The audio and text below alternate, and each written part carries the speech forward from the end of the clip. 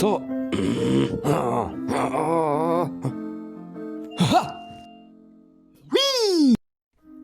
Nos, stopala, evo ga.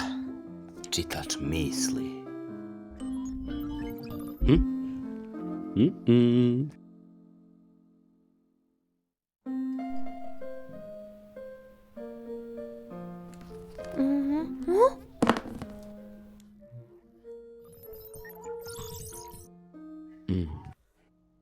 Imaš zanimljive misli?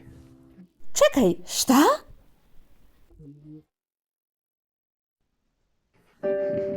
Da, to je to. Evo ga. Da. Živ je! Živ je!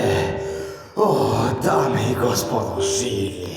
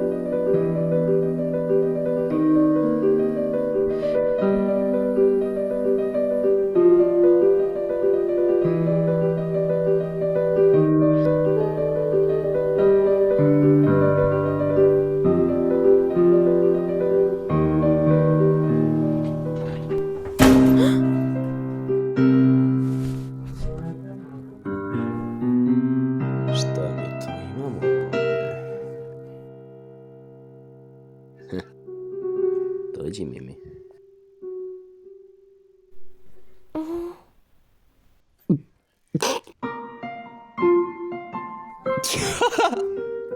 Sa svom tom krvlju razmazanom po tvom licu izgledaš ko klovan. Samo ti fali osmeh.